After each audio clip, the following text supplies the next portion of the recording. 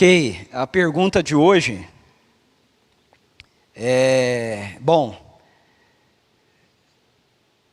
o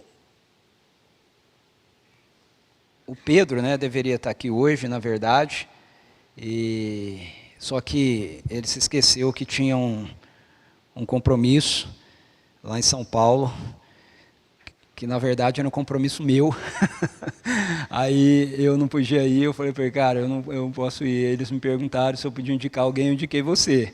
Né? E aí ele resolveu aceitar. Então o problema é dele, né? Eu só indiquei, eu não falei para ele aceitar. Eu falei que eu indiquei. Me perguntou, você não pode indicar alguém? Indiquei. Então ele se esqueceu disso. Aí se lembrou essa semana, porque acho que mandaram para ele lá um recado e tal.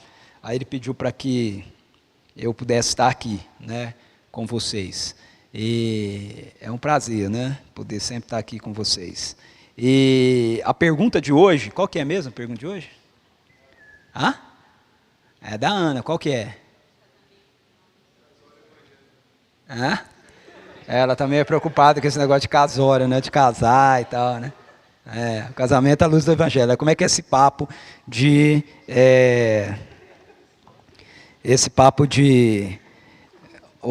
a mulher submissa, né, e o homem líder, né? Como é que é isso? É alguma coisa do gênero, né? Assim.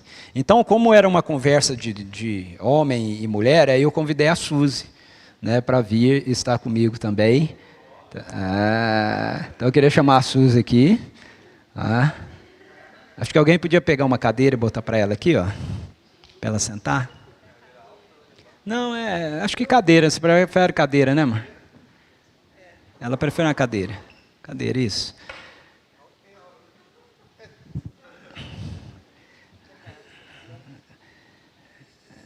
Beleza. Então nós vamos procurar juntos conversar um pouco com vocês. Para a gente é muito bacana a gente poder estar junto, né, e poder ter esse papo, né, com vocês. Tá com vocês, com a galera. Eu e Suzy, na verdade, nós caminhamos juntos aí já há 30 anos. E uma das coisas que a gente faz ao longo desses anos todos é servir a Deus no meio de adolescentes e jovens, não é? E a gente começou como adolescente e jovem, fazendo isso, como vocês, né? E a gente foi ficando velho, e a gente continuou fazendo isso, né? Deus começou a mudar um pouco a maneira de a gente fazer isso, e hoje a gente tem uma relação com a galera, né? Mais assim de paz, né? com a turma mais nova, como é o caso de vocês. Então, se a gente se sente pais de jovens e adolescentes por esse Brasil afora, por causa do trabalho que a gente tem com a Mocidade para Cristo, quanto mais de vocês, né, aqui na CPV, né, que é a nossa igreja, que é a igreja que Deus confiou para a gente pastorear, para a gente cuidar. Então, embora a gente nem sempre esteja com vocês, na maioria das vezes nós não estamos, né, no mosaico e tal, vocês podem ter certeza absoluta que eu e Suzy pensamos sempre em vocês, oramos sempre por vocês, estamos sempre conversando com o Pedro, a Marina, né, e sempre procurando saber de cada um de vocês, né.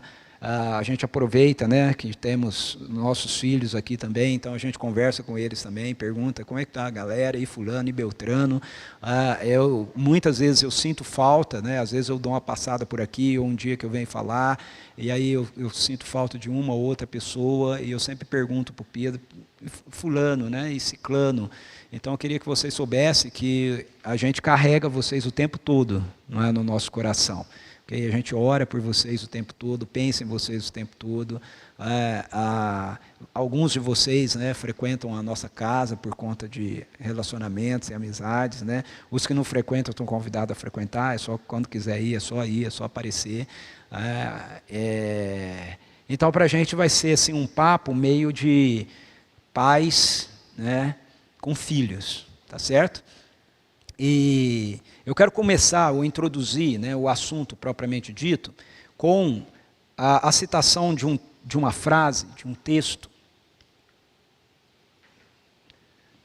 Está funcionando aí não? Está ligado. Precisa ver se está aí nesse breguetinho aí, se está funcionando. Deixa eu ver se tem. Tem. Pilha tem. Está travado aí. Não. Também não.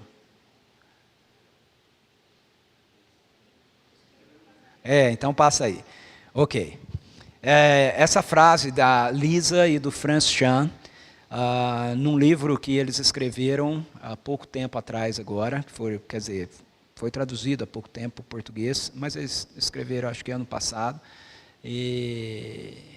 chamado Você e Eu para Sempre. É um livro deles sobre casamento. Franz, que vocês usam, Louco Amor, né? É o mesmo autor, certo, do Louco Amor. E nesse livro ele se propõe a falar a respeito de casamento e a respeito da perspectiva do casamento dentro do Evangelho, né? Dentro do objetivo do Evangelho. E essa frase ou essa ideia deles está logo no começo do livro, quando eles estão apresentando a proposta deles do livro. E aí eles dizem: escrevemos para dizer que as coisas não precisam ser assim. Ele acabou de descrever um pouco antes a tensão entre essa questão do marido e da mulher, dos papéis e da luta que existe muitas e muitas vezes, né, um com o outro, dentro da cultura contemporânea, né, com essa ideia de que é inadmissível a gente ser diferente, a gente tem que ter os mesmos direitos, a gente tem que ser iguais, e ele coloca outras questões, e aí eles fecham essa parte dizendo: escrevemos para dizer que as coisas não precisam ser assim. Vocês podem ser mais eficientes juntos do que separados. Em um relacionamento saudável, de verdade, capacitamo-nos mutuamente a realizar mais do que seríamos capazes de fazer sozinhos. Esse é o plano divino. Então eu queria começar por aqui. Eu queria começar dizendo para vocês que, assim como tudo mais que existe no mundo e na história, isso inclui também o casamento, há um plano original de Deus, ok? Para isso. Há um plano. Quem inventou o casamento não foi você, não foi a sociedade, não foram os seres humanos, foi Deus. E quando Deus fez isso, Ele tinha um plano para isso. Ele tinha um propósito original para isso. E o propósito original disso tem a ver com essa perspectiva de que você nunca vai ser tão eficiente, ok, para os propósitos de Deus, sozinho, como você poderia ser tendo alguém, né, uma contraparte que te complemente, ok? Então essa é a ideia, essa é a perspectiva bíblica, ok, para o casamento. O ser humano, para ele ter uma plenitude daquilo que Deus planejou para ele, ok? Ele precisa de outra pessoa. Ele precisa da complementaridade daquilo que Deus criou, ok? O plano divino, então, é que, seja lá o que você for capaz de fazer sozinho ou sozinha, você tendo alguém com você, isso vai ser potencializado, ok? Isso vai dar a você a condição e a capacidade de fazer mais ainda, de fazer melhor ainda, ok? Então veja, já por aí a gente vê, por essa afirmação do Franz, a gente vê que a perspectiva do casamento à luz do Evangelho, ela é muito diferente da perspectiva daquilo que a nossa cultura fala do Evangelho.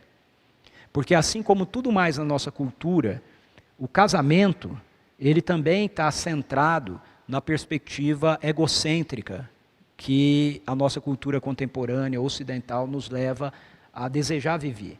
Não é? Como tudo mais que a gente faz é para nós, visa nós, tem como centro nós mesmos, o casamento também. Não é? Então nós somos ensinados desde pequeno, e a gente vê isso em filme, a gente vê isso em novelas, a gente vê isso em séries, a gente vê isso em desenhos animados, né? A gente vê isso em todas as frentes, né? Que você precisa buscar, então, num relacionamento, uma pessoa que ela possa fazer você feliz, não é? Que ela possa te satisfazer. Então, se essa pessoa não puder te fazer feliz, e se essa pessoa não puder te satisfazer, você tem o direito de partir para outra. Ok? De tentar encontrar uma outra pessoa. Agora, veja, essa é uma perspectiva que centraliza o relacionamento, o casamento, na gente. Né? Exclusivamente na gente. Onde nós não olhamos para o outro pensando como eu posso colaborar e contribuir naquilo que acontece de melhor na vida do outro. Não é? Esse tipo de mentalidade faz com que a gente sempre olhe dizendo assim, mas ele não está fazendo aquilo que eu quero, mas ela não está fazendo eu ser feliz do jeito que eu quero. Não é? E isso, na verdade, constrói para a gente um relacionamento completamente distorcido, completamente disfuncional. O casamento no plano original, então, é narrado para a gente, por exemplo, em Gênesis, capítulo 2, verso 18, que diz assim, então o Senhor Deus declarou, não é bom que o homem esteja só, farei para ele alguém que o auxilie e lhe corresponda. No verso 20, é dito assim, assim o homem deu nomes a todos os rebanhos domésticos, às aves do céu e a todos os animais selvagens, todavia não se encontrou para o homem alguém que o auxiliasse e lhe correspondesse. O que esse texto está dizendo para a gente? O texto está mostrando para a gente que Deus, em toda a criação boa e perfeita dele, viu um ponto que não estava bom. O ponto que não estava bom é que ele tinha criado o ser humano masculino e colocado ele num jardim, para cultivar o jardim, cuidar do jardim, e aí vai passando o tempo, Deus vai olhando ele viver naquele lugar, e ele diz, esse negócio não está bom. Embora eu venha, embora eu me relacione com o homem e tal, ele precisa de alguém que também possa complementá-lo. Não é? Por que Deus diz isso assim? Porque Deus, ele é o Deus bíblico, o Deus que se revela nas Escrituras, ele é uma comunidade relacional de 3 pessoas, o Pai, o Filho e o Espírito. Okay? Que se complementam, por isso eles são um. Então Deus olha para o ser humano e diz, não está bom. E aí o que ele faz? A primeira etapa, ele toma uma decisão, ele diz, a gente precisa fazer alguém que o auxilie e lhe corresponda, ou seja, alguém que possa contribuir com aquilo que ele é, com o que ele tem que desenvolver e corresponda a ele, né? Corresponda àquilo que eu criei para ele ser. E aí a primeira ação de Deus é criar os animais. Okay? Se você quiser abrir sua Bíblia lá em Gênesis, para olhar os versículos aí que estão entre esses versos, né? A primeira coisa que Deus faz é criar os animais. E aí, o texto bíblico nos diz que os animais são passados na presença do homem. E aí o homem aqui é o ser humano masculino. E ele nomeia os animais. Ok? Eu sei que às vezes a gente fica, né? A gente se perde aí nas elucubrações, né? Filosóficas, né, e tudo mais, né, mas passaram todos os animais, né, mas ele deu nome a cada animal, os dinossauros estavam lá, né, não sei, não importa isso, não é o que importa aqui.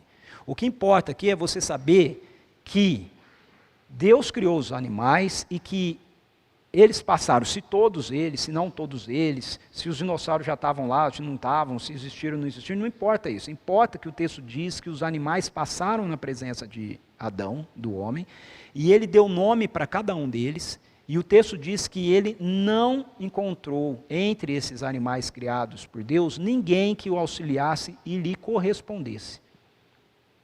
Então isso mostra para a gente o quê? Que primeiramente, e veja, esse é um ponto muito importante, primeiramente, que por mais que a gente tenha que cuidar da natureza, sim, a gente tenha que ter carinho com os animais, sim, a gente tem que zelar pela natureza e cultivar o cuidado com os animais, um animal não é ser humano. Okay? Isso que a gente vê na nossa sociedade, né, da mulher com o gatinho, ai, meu filhinho, né, do cara com o cachorrinho, ai, como se fosse... Não é igual, gente. Okay? Veja, eu não estou dizendo que a gente tem que maltratar animal, ao contrário, a Bíblia diz que a gente conhece o caráter de um homem, de um ser humano, de uma pessoa, pela maneira que ele lida com um animal. A Bíblia diz isso, em Provérbios. Okay? Então a gente tem que cuidar da natureza, tem que cuidar dos animais, mas a gente tem que entender o seguinte, animal não é gente. Eles não nos complementam. Okay? Eles podem trazer para a gente alegria, eles podem trazer algum tipo de de satisfação, mas eles não nos complementam. Essa é a primeira questão. Por quê? Porque eles não são gente, eles não são iguais a nós. Okay? Embora sejam semelhantes, eles não são iguais. Aí a Bíblia diz no verso 20, assim o homem, que o homem deu nome a todos os animais, né? Já passei. Então, aí a Bíblia diz para a gente, no verso de 21 a 23, que Deus, então, mais uma vez entra em ação. E é aí que a gente vê o casamento no plano original.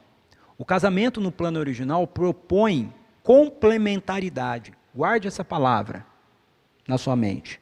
Complementariedade. Olha o que o texto diz. Então o Senhor Deus fez o homem cair em profundo sono, e enquanto este dormia, tirou-lhe uma das costelas, fechando o lugar com carne. Com a costela que havia tirado do homem, o Senhor Deus fez uma mulher e a trouxe a ele. Disse então o homem, esta sim, é osso dos meus ossos e carne da minha carne, ela será chamada mulher, porque do homem foi tirada. Então veja o que acontece aqui. Deus tira, né, da própria essência do ser humano masculino, o ser humano feminino. Ok? E agora Deus apresenta o ser humano feminino para o homem, para o ser humano masculino, e ele olha e fala assim, uau, agora deu certo. Agora, sabe aquela pecinha do quebra-cabeça que você encaixa e ela é certinha? Né? Então, complementou certinho, encaixou certinho. Então, o conceito bíblico de casamento não é um conceito de competitividade, não é um conceito de superioridade, é um conceito de complementariedade. Certo? Essa é uma palavra que nós, que nos tornamos discípulos de Jesus, precisamos aprender a manter na mente e a carregar conosco para quando a gente for conversar com as pessoas sobre isso, a gente usar.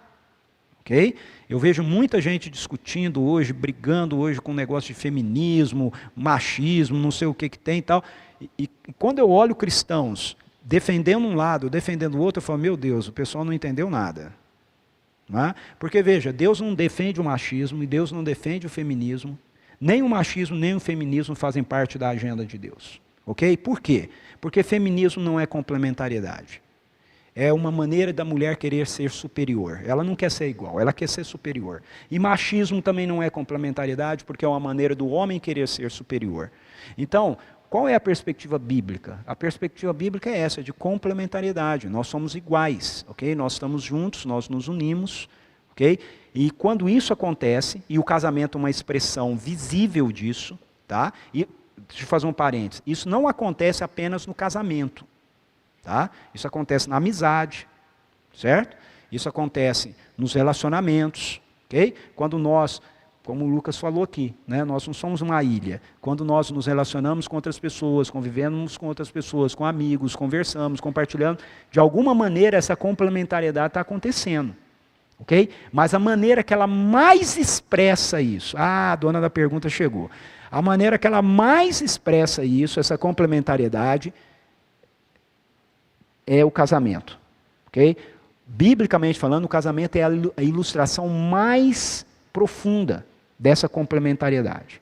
Agora, como eu sempre digo, né? A gente fala isso, lê isso na Bíblia e a gente fala, poxa, que legal. Só que aí a gente olha ao nosso redor e a gente fala, mas não é assim. Não é isso que eu vejo. Não é? Não é isso que eu vejo. De fato, por que não é isso que a gente vê? Não é isso que a gente vê, porque o casamento, no plano da rebelião, e é isso que a gente vive hoje, na perspectiva do mundo, da sociedade, não nós, se você já se rendeu ao Evangelho, essa não é mais a sua realidade, se você se rendeu ao Evangelho, essa não será mais a sua realidade, mas essa continua sendo a realidade do nosso mundo, da nossa sociedade, ok? No plano da rebelião, o que prevalece não é a complementariedade, o que prevalece é a competitividade. Okay? Então veja, onde isso acontece? Gênesis capítulo 3, versículo 16. O ser humano se rebelou contra Deus, disse, não, o senhor não entende nada desse negócio de vida humana, quem entende isso somos nós, porque nós é que somos seres humanos, então a gente vai governar a nossa própria vida, a gente vai fazer as coisas do nosso jeito. Não é? E aí vem toda a consequência, porque Deus havia avisado, se vocês escolherem se separar de mim, vocês vão se separar. mas vai ter uma consequência disso. Não é? Haverá um juízo sobre isso. Okay? Então, Deus vem... Deus aqui ele não vem dando castigos, tá, gente? Eu vejo muitas vezes pessoas lendo esse texto achando assim, Deus está castigando. Ele não está castigando, ele está trazendo o juízo, ou seja, ele está confirmando aquilo que ele disse que aconteceria. Ele não poderia deixar, aconteceu, se rebelaram, e ele fizesse assim, não vai acontecer nada, não, pode deixar que eu vou impedir. Não, tinha uma consequência, e a gente tem que lidar com essa consequência. E é isso que está acontecendo aqui. Deus então está dizendo quais são as consequências da sua rebelião. Então, na relação, a consequência da rebelião é competitividade. O texto diz em Gênesis 3,16, a mulher ele declarou, multiplicarei grandemente o seu sofrimento na gravidez. Com sofrimento você dará à luz filhos. E esse finalzinho que é a parte mais importante. Mudou aí? Isso. Seu desejo será para o seu marido e ele a dominará. Seu desejo será para o seu marido e ele a dominará. Então, vamos entender. Primeiro, o que o texto não está dizendo? O texto não está dizendo que Deus está dizendo para a mulher que o desejo dela é obrigatoriamente ser do seu marido. Ele está afirmando uma consequência que ia acontecer. Ok? Vai acontecer isso. Segundo, essa tradução não é uma boa tradução.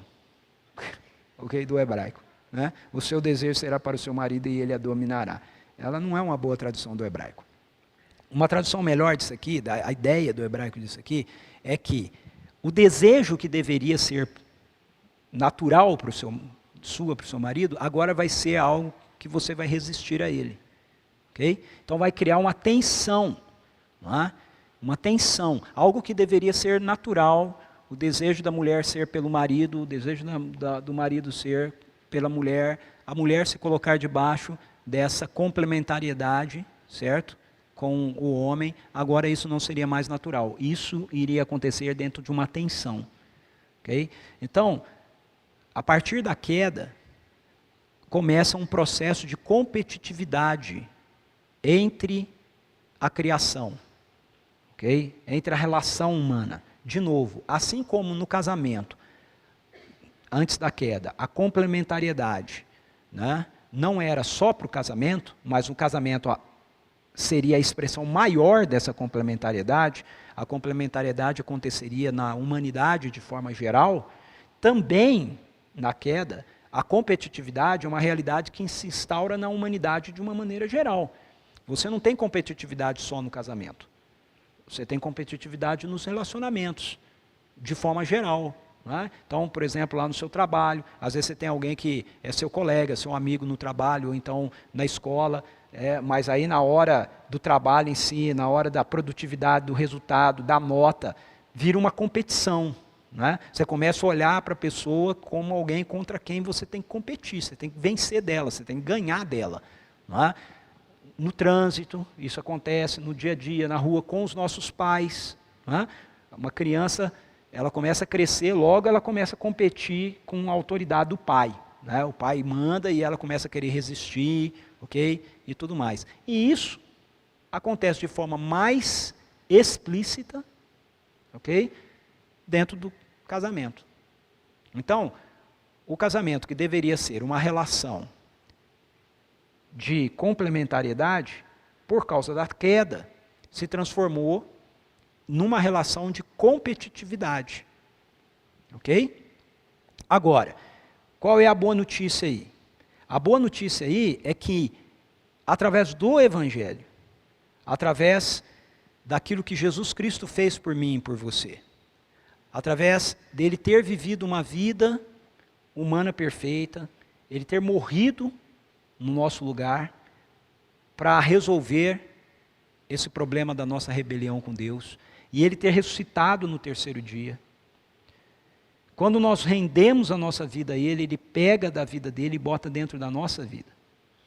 E aí, nós somos reconciliados com Deus, nós passamos a viver num estado de paz com Deus, e isso começa a nos libertar para que a gente possa restaurar as outras dimensões que a queda afetou a nossa vida, sendo uma delas o casamento. Então, como o Evangelho redime o casamento? Ele redime o casamento atuando tanto na vida da mulher, quanto na vida do homem. Okay? Então, na vida da mulher, ele atua através dessa expressão que a gente nem sempre gosta muito, né, na nossa sociedade, que é a submissão. Né? Então, a complementariedade do plano original de Deus, hoje, acontece na relação conjugal através da submissão em amor. Ok? Aonde a gente lê em Efésios 5, 22 e 24, mulheres, sujeitem-se a seus maridos como ao Senhor, pois o marido é o cabeça da mulher, como também Cristo é o cabeça da igreja, que é o seu corpo, do qual ele é o Salvador. Assim como a igreja está sujeita a Cristo, também as mulheres estejam em tudo sujeitas a seus maridos. Okay? Então veja, dentro desse texto, a complementariedade lá da criação original é restaurada na relação como uma dinâmica da parte da mulher de submissão. Okay? Agora, o que é isso? Né? O que é submissão? Então, a Suzy vai falar. Oi, gente. Boa noite. Essa questão de submissão é outra palavra que é muito mal traduzida na prática da gente, né? A ideia é de que você, na verdade, é subjugada. E essa não é a realidade da palavra. Submissão, na verdade, significa você estar embaixo da cobertura do seu marido, embaixo da missão do seu marido. Aí você pode falar assim para mim, mas isso dá na mesma. Não dá. Não dá na mesma. Como foi dito aqui, no princípio, Deus criou o homem, certo? Todo mundo concorda? Não foi a mulher que ele criou primeiro? Foi o homem, né? E quando ele resolve avaliar a sua criação, o que ele diz? Não é bom que o homem esteja só. Tem um texto em Coríntios que a mulherada fica muito brava, né? Porque diz lá que a mulher foi feita para o marido, né? Para suprir a necessidade do marido. Como assim? Né? Mas não é isso que está dizendo aqui? Que ele está... O que Deus fala? Não é bom que o homem esteja só. O homem, ele estava incompleto. Ele estava solitário ou sozinho. Ele não tinha alguém que fosse como ele, igual a ele, que pudesse compartilhar a vida com ele. E aí Deus traz a mulher. Para quê que ele trouxe a mulher? O quê? Exatamente, né? Para melhorar a vida do homem. E a gente fica muito bravo porque em Coríntios fala exatamente isso. Que a mulher veio para melhorar a vida do homem. Gente, mas foi, né? Tudo bem que Eva deu uma pisada feia na bola, né? Em vez de melhorar, ela atrapalhou assim. Nossa, ela pôs a cerejinha do bolo ao contrário, né? Mas o que acontece é que isso é uma honra. Primeiro, porque Deus, quando fez a mulher, Ele fez a gente justamente para a gente melhorar a vida do homem, para a gente dar significado, sentido para aquela vida terrena do homem ali que ele estava vivendo, entre os animais, entre a natureza. Depois disso, mostra que Deus fala assim, e viu Deus que tudo era muito bom. Então a mulher, ela veio e ela completou a criação. Olha que coisa linda. Segundo, a mulher, ela veio dentro de uma característica de proteção de Deus para com ela. Eu acho isso muito lindo da parte de Deus. Ele podia até ter invertido a situação, né? Feito a mulher cuidar do marido. Mas não. Ele preferiu colocar a mulher embaixo da proteção do marido. Embora ela tenha vindo para melhorar a vida dele, ela veio também para ser muito bem amparada e cuidada pelo marido. Ela veio para ser suprida, para ser protegida, para ser cultivada. E, às vezes, isso parece um negócio tão ruim, mas, na verdade, isso é inerente à mulher. O que a gente não entende é assim, que aquilo que Deus fez o homem ser, ele pode brigar o quanto ele quiser para ser diferente, a essência do que Deus pôs dentro do coração do homem está lá no homem. Ele vai brigar, ele vai espernear, mas está lá. E eu não estou falando só fisicamente, eu falo da essência mesmo. No fundo está lá. Na mulher acontece a mesma coisa. Então, embora a mulher tenha se colocado numa posição de igualdade e de querer mostrar para o ser humano que eu posso, tanto quanto qualquer outro, fazer qualquer coisa, e a questão não é nem se ela pode ou se ela não pode, mas a questão é para que Deus a criou, certo? Deus olhou para ela e colocou ela numa situação de cuidado. Então, ela veio para, além de tudo isso, de deixar a vida do homem mais bonita, para auxiliar a responsabilidade que Deus deu para o homem. E o muito bonito desse texto é que começa assim, ó, mulheres, sujeitem-se a seus maridos como ao Senhor. E o primeiro versículo desse texto lá em Efésios fala que todo ser humano, homem ou mulher, deveriam sujeitar-se ao Senhor. Então, quando isso é falado, o que está dizendo? Que eu me sujeito ao Ricardo, assim como eu me sujeito a Cristo. Da mesma forma, o Ricardo se sujeita a mim, porque ele se sujeita a Cristo. O que muda nessa sujeição? Muda a função de cada um. Deus estipulou uma função para o marido dentro do casamento e uma função para a mulher. Dentro dessa função, Deus colocou que o marido deveria se sujeitar à mulher. Então, o Ricardo depois vai mostrar o lado do marido, certo? Que ele tem que amar a mulher como Cristo amou a igreja. Não sou eu que tenho que amar o meu marido como Cristo amou a igreja. É ele que tem que me amar. Qual é a minha função? Não atrapalhar ele nessa missão de me amar. Certo? Então, assim, mas na verdade, o que eu fiz? Eu atropelei tudo, né?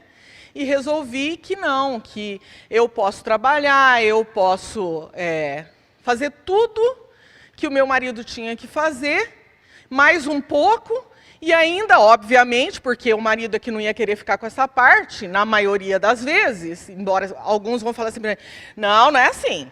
Olha aí, tem um monte de marido dono de casa. Tem, mas isso já é uma outra consequência.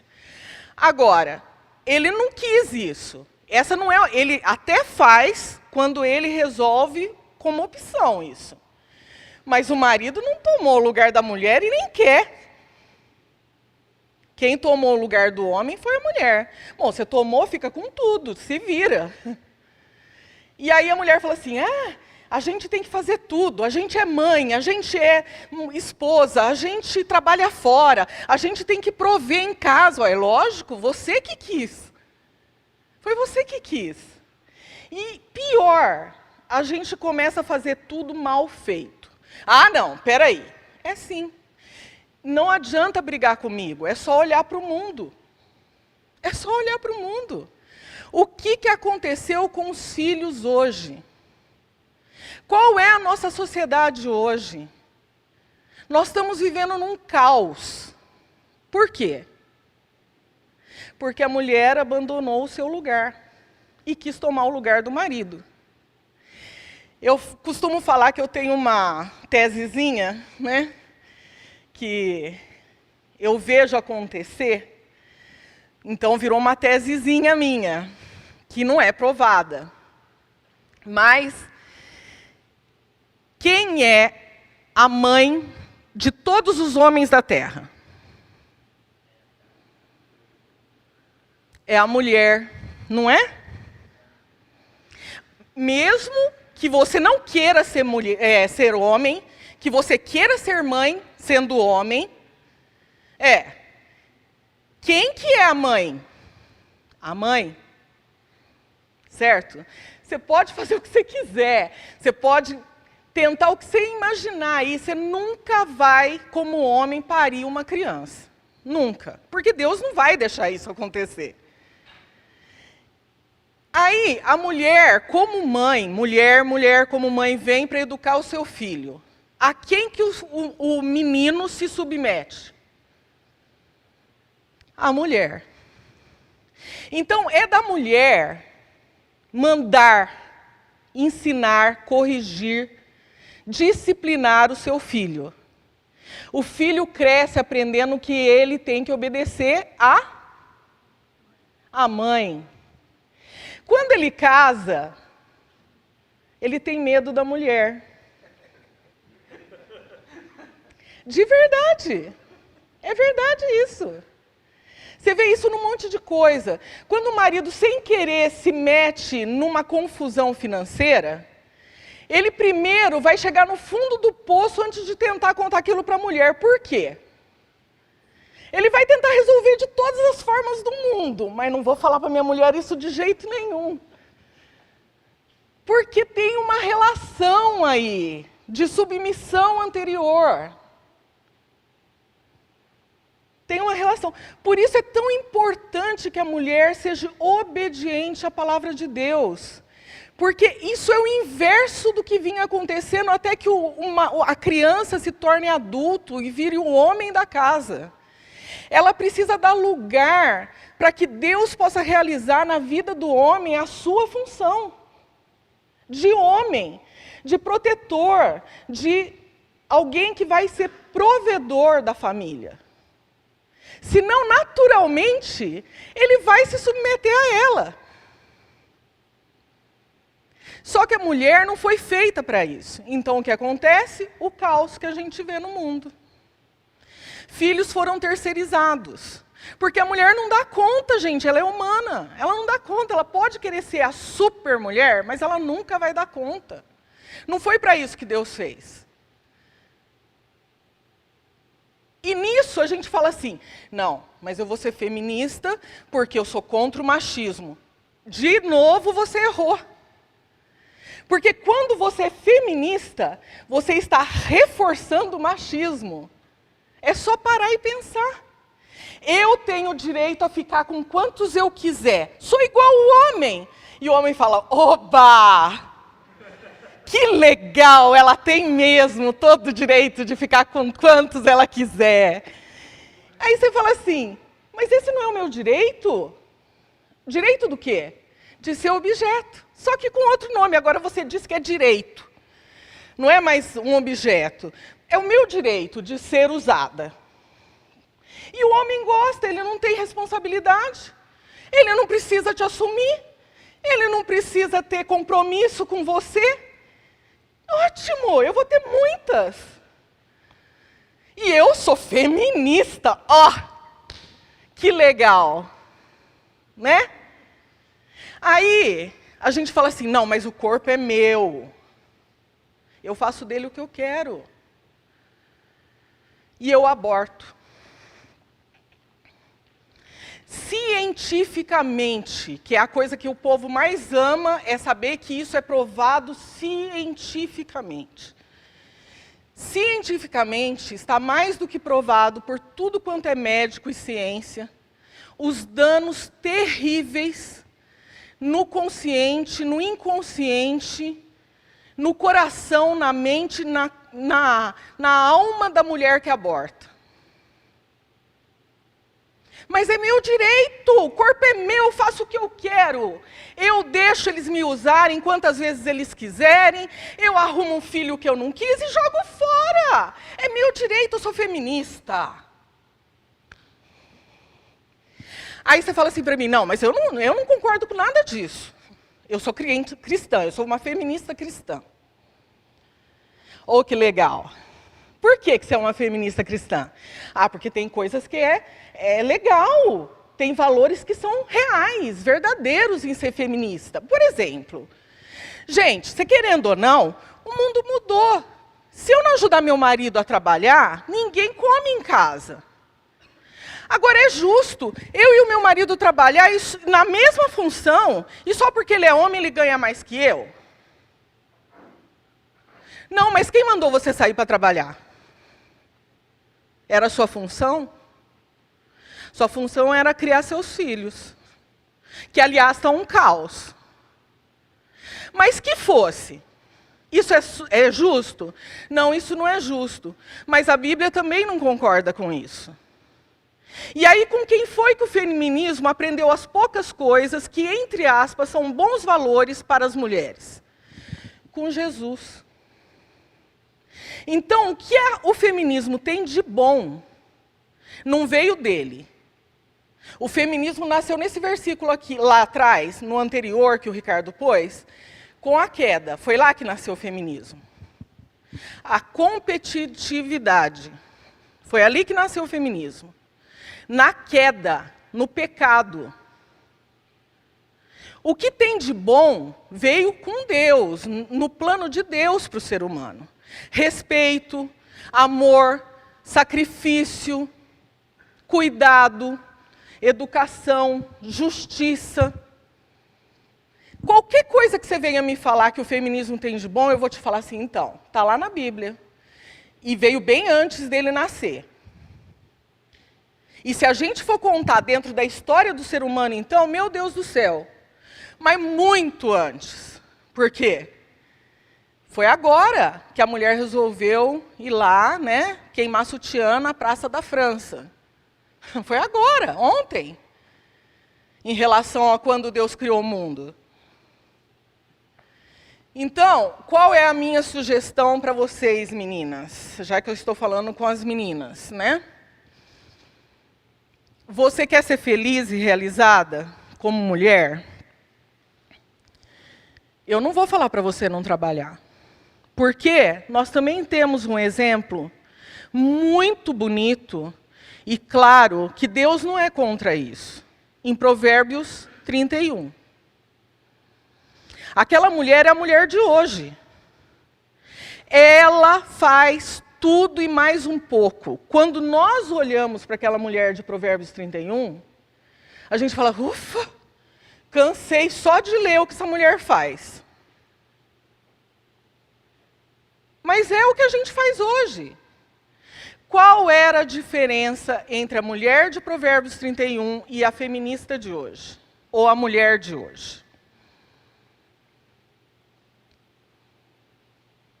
Alguém se habilita? A diferença está lá no último versículo que diz assim, que ela era elogiada por todos, por tudo aquilo que ela fazia. Mas nada daquilo tinha significado, se não fosse o fato de que ela temia ao Senhor. Ela temia ao Senhor. Porque ela temia ao Senhor, o seu marido confiava nela, a casa era provida, ela era feliz, reconhecida pelo marido e pelos filhos, pela sociedade, que todos falavam bem na sociedade daquela mulher. Porque ela temia o Senhor. Ela se sujeitava ao seu marido, ela se sujeitava a Deus na sua missão. E por causa disso ela fazia todo mais, ser uma bênção, não só para a sociedade, como para a casa dela. Você quer ser feliz? Se sujeite ao Senhor. Se sujeite à palavra de Deus. Olhe para a palavra de Deus, sabendo que é a palavra de Deus. Ela não é um bloco de leis contra você. Ela é tudo aquilo que Deus tinha de melhor para você. Se sujeite a ela. E você vai poder ver o que é ser feliz como mulher. Continue nessa vibe, que está todo mundo aí seguindo, e nós vamos chegar num texto lá do Antigo Testamento, que falava lá dos reis, onde falava assim, eles foram tão longe no pecado deles, que eles já estavam sacrificando seus próprios filhos. E as mães comiam os filhos. É aí que nós estamos chegando, de novo. É aí que nós estamos chegando. Onde está o direito nisso? Onde está a justiça nisso? Onde está a felicidade nisso? Sujeitem-se ao Senhor. Ok. Complementaridade. Mas tem a parte, se é complementariedade, tem outra parte, ok? E a outra parte é a do homem, né? Complementariedade do lado do homem tem a ver com liderança em amor. Efésios 5, 25 a 28 diz assim: maridos, amem suas mulheres, assim como Cristo amou a igreja, e entregou-se a si mesmo por ela para santificá-la, tendo-a purificado pelo lavar da água mediante a palavra, e apresentá-la a si mesmo como igreja gloriosa, sem mancha, nem ruga ou coisa semelhante, mas santa e inculpável. Da mesma forma, os maridos devem amar as suas mulheres como a seus próprios corpos. Quem ama sua mulher, ama a si mesmo. Então, se da parte da mulher a complementariedade acontece na sua submissão em amor, na parte do marido, a sua complementariedade acontece na sua liderança em amor. Para a gente poder entender, na verdade, uma boa parte do que Paulo fala sobre a submissão das mulheres, a gente precisa entender essa parte do marido. Ok? Por quê? Por dois motivos. Um primeiro motivo é um motivo contextual, do próprio texto, da própria época de Paulo. Okay? Porque quando Paulo fala assim, mulheres, submetam-se a seus maridos, ele não está falando... a gente lê isso hoje e soa ruim para a gente. Né? Porque na nossa cultura a palavra submissão, ela não é uma palavra cultural. Estão comigo? Ela não é uma palavra cultural. Ou seja, a nossa cultura não absorve, ela não admite essa palavra. Submissão. Não é só para mulher. Ela não admite a palavra submissão, para nada. Essa que é a verdade. Para coisa alguma. Okay? O que inclui a perspectiva da mulher. Certo? Então, quando a mulher ouve a palavra submissão, ela diz, onde já se viu isso? Eu vou me sujeitar, vou me submeter, né, ao meu marido? Mas só que no contexto de Paulo, a cultura absorvia essa palavra. Então ele não está falando nada demais para os leitores originais de Efésios. Quando ele diz assim, mulheres, sejam submissas aos seus maridos, a mulherada tudo falou, é isso aí mesmo, tem que ser submissa. Por quê? Porque a cultura grego-romana era uma cultura que absorvia isso, dizia isso, essa era a mentalidade da cultura. Isso era provado pela cultura, pelas mulheres, por todo mundo. Okay? Por quê? Porque a cultura grego-romana era uma cultura onde a figura do patros, do patrono, do homem, era a figura central e singular. Então, eu não vou entrar aqui em todo o texto de Efésios 5, nesse caso, mas o que Paulo está fazendo de revolucionário aqui é quando ele se dirige ao homem. Porque quando ele se dirige ao homem, ele está falando para o homem fazer coisas que na cultura grego-romana era contracultural. A cultura não absorvia. Okay? Então, por exemplo, ele diz para o homem que ele tem que amar a sua esposa. Na cultura grego-romana, sim, a mulher que é casada, ela tem que ser submissa ao marido.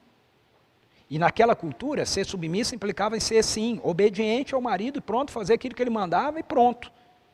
Não tem que discutir nada, não tem que tem direito nenhum, é o que eu mando. Eu estava vendo esses dias atrás aí uma série, a Bíblia, não sei, um lá que estava de Roma, o cara fala lá, o Pilatos, o Pôncio Pilatos fala com a mulher dele, você vai estar no jantar. Ela fala, não, eu não vou estar. Ele lasca-lhe um tapa na cara e diz para ela, você vai estar bonita, você vai estar arrumada e você vai fazer, porque essa é a sua obrigação. E ela simplesmente levanta e vai fazer. Ok? A gente pode achar um absurdo, mas naquela cultura isso era assim, e todo mundo concordava com isso. Então o que é revolucionário é Paulo dizer, você não pode dar um tapa na cara da sua mulher. Se você falar com ela, e ela disser, não, eu não vou fazer assim, a sua contrapartida Não é dar um tapa na cara dela e dizer sim, você vai fazer, porque aqui quem manda sou eu. Não, a sua contrapartida é entender que a sua obrigação é amá-la, como Cristo amou a igreja.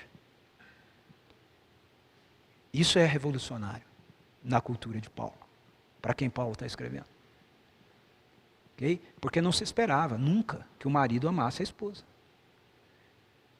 Se esperava que a esposa obedecesse o marido, mas que o marido amasse a esposa, não. A esposa é algo que lhe pertence. Como ele tem outras coisas, ele tem a esposa.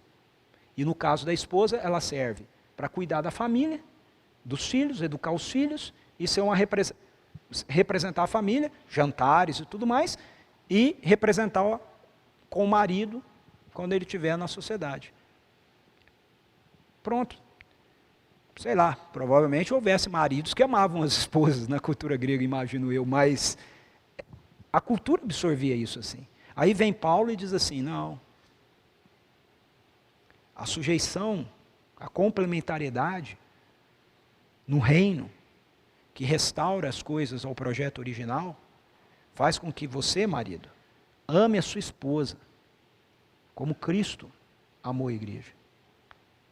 E aí é que vem a questão, como é que Cristo amou a igreja?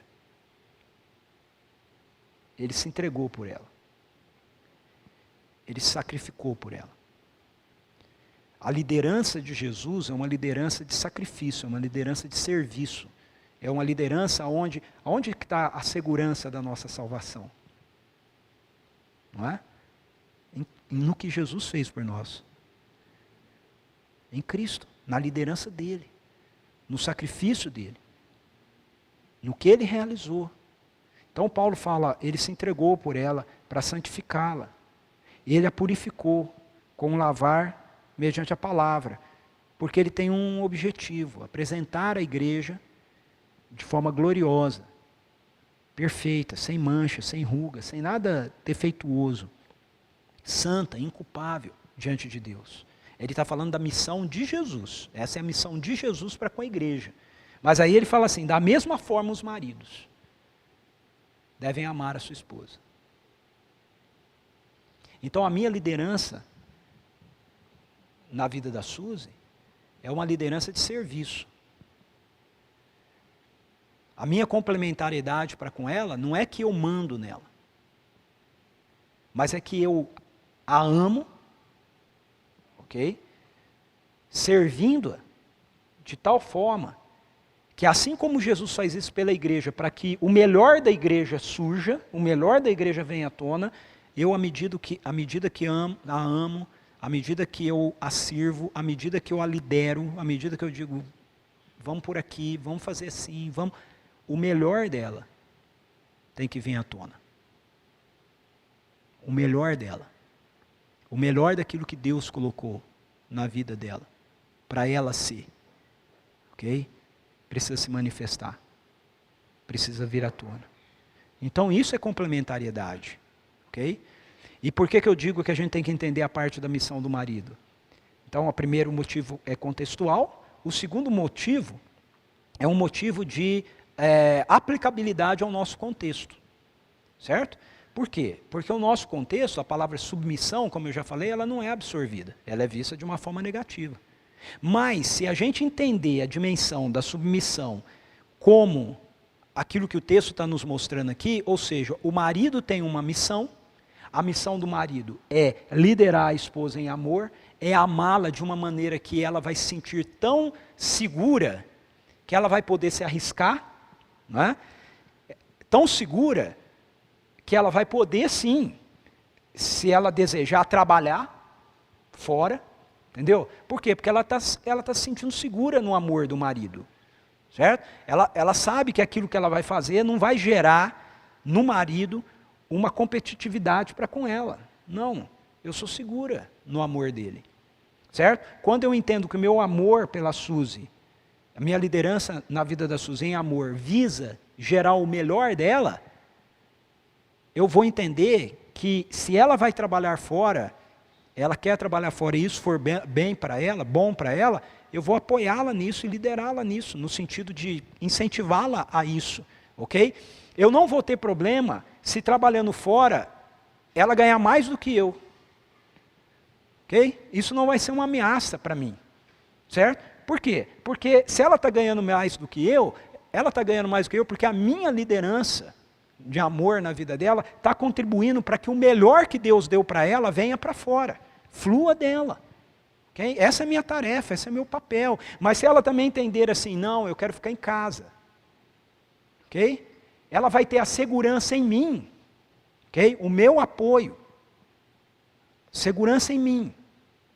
De que ela vai continuar sendo amada e o melhor dela vai se manifestar. Ela não vai ser avaliada, ok? Por aquilo que a sociedade tem a dizer a respeito dela. Nossa, mas você não trabalha fora? Ah? Então a sociedade, quando pega uma mulher que não trabalha fora, acaba com ela. Onde se viu isso? Denigra. Mas veja, e muitas vezes a mulher se sente lá embaixo, porque ela não está trabalhando fora, como a sociedade diz que ela está trabalhando fora, mas se ela está numa relação no seu casamento, com um esposo, com um marido, que a lidera em amor, ou seja, alguém que dá para ela segurança, ela vai ver que ela não precisa do apoio, ou da opinião, ou da aprovação da sociedade. Não. Eu recebo isso. Eu recebo de Deus e eu recebo do meu marido, que é de quem eu deveria receber. E como a Suzy mencionou aqui, e aí a gente vem para a palavra submissão, usando a palavra submissão dentro do nosso vocabulário, a palavra é formada por duas palavras, né? O prefixo sub, né? Hífen, missão. O que o prefixo sub significa? Você está abaixo, né, suportando alguma coisa. Essa mesa, esse computador está sob essa mesa. Certo? Agora veja, a mesa é importante para o computador. Se ela não existisse, ou se ela não é uma boa mesa, ele cai. Certo? Então, seja lá qual for a tarefa que eu tenho que executar com esse computador, como essa que eu executei que não deveria ter executado, ok? Mas seja lá a tarefa que eu tiver que executar com esse computador, essa mesa está apoiando essa tarefa. Acompanharam aí? Seja lá qual for a tarefa que eu tenho que cumprir como marido, eu só vou conseguir cumprir se a Suzy apoiar isso. Se ela não apoiar isso, eu não vou conseguir cumprir. Então veja, Deus diz para eu amá-la. Essa é a minha parte na complementariedade. Mas eu só vou conseguir amá-la se ela me apoiar nisso. Se ela não me apoiar nisso, eu não consigo amá-la. Okay? Deus diz para eu contribuir e tirar o melhor dela. Mas eu só consigo fazer isso se ela me apoiar nisso. Se ela não me apoiar nisso, eu nunca vou conseguir contribuir com o melhor que Deus pôs dentro dela e deu para ela. Então, a minha parte é servir em amor. À medida que eu faço isso, eu complemento aquilo que Deus já deu para a Suzy. E o de melhor que tem nela se manifesta. A parte dela é me apoiar nisso. Ok? Usando a contextualização já do texto para hoje. Não é? Submissão é me apoiar nisso. É estar comigo nisso. Quando ela faz isso, ela consegue tirar de mim aquilo que Deus me deu para dar para ela. O melhor do meu amor por ela. O melhor da minha liderança por ela. E como a Suzy mesmo já mencionou, isso só é possível se nós dois tivermos como prioridade nos sujeitarmos a Deus, antes de nos sujeitarmos uns aos outros. Se nós dois, e é aqui que entra o Evangelho, se nós dois entendermos que o mais importante não é o nosso casamento, o mais importante na nossa vida não é o nosso casamento. O mais importante na nossa vida não é que eu vou fazê-la feliz ou que ela vai me fazer feliz. Isso é circunstancial. Nós estamos juntos há 30 anos. Ok? A maior parte É sempre difícil falar disso, porque certamente ao longo desses 30 anos a gente teve momentos onde as coisas não foram boas entre nós dois. Certamente tivemos. Mas se ela conseguir lembrar uma para nomear agora, eu vou dar o microfone para ela. Porque eu não consigo me lembrar. Eu sei que nós não tivemos, mas eu não consigo me lembrar para dizer assim, para você, eu estou falando entre nós, ok? Não na nossa vida juntos, eu lembro de muitas situações juntos na nossa vida, que foram difíceis, né? Mas eu estou falando entre nós. Eu não consigo me lembrar. Eu sei que tem, ok? Por que eu sei que tem? Porque apesar de eu ser redimido por Jesus, eu sou pecador, ok? Eu sou um santo que peca. E eu sei que muitas vezes eu devo ter falhado com ela e ela comigo, mas o que é interessante nisso, para mim, é que essas coisas, elas não ficaram na minha mente.